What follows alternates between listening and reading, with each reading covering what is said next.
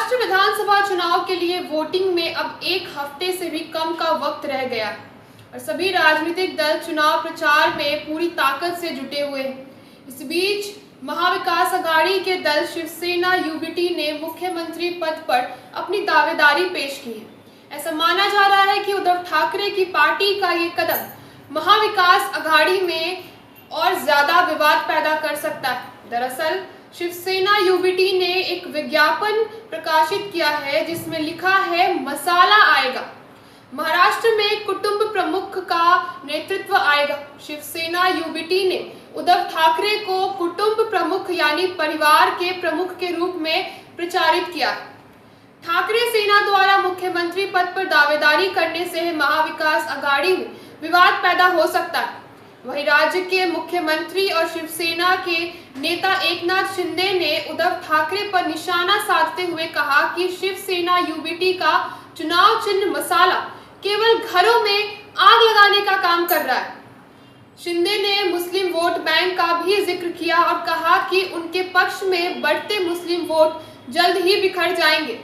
शिंदे का ये बयान सीधे उद्धव ठाकरे की पार्टी और उनकी चुनावी रणनीति को चुनौती दे रहा है। इसके साथ ही शिंदे ने यह भी कहा कि उनकी सरकार ने हमेशा महाराष्ट्र के विकास के लिए काम किया है और वो आगामी चुनाव में इसे साबित करेंगे।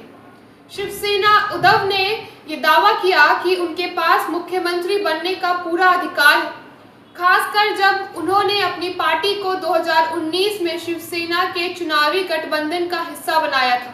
इस दावेदारी ने कांग्रेस और एनसीपी के नेताओं को भी असमंजस में डाल दिया है, जो इस मामले को लेकर चिंतित है कि इस तरह की दावेदारी अघाड़ी में स्थिरता को प्रभावित कर सकती है। बता दें कि महाराष्ट्र में 20 नवंबर को सभी 288 विधानसभा सीटों के लिए वोटिंग होगी और 23 नवंबर को परिणाम घोषित होंगे। महाराष्ट्र विधानसभा चुनाव से पहले शिवसेना यूबीटी द्वारा मुख्यमंत्री पद का दावा करने से राजनीतिक माहौल गरमाया हुआ है।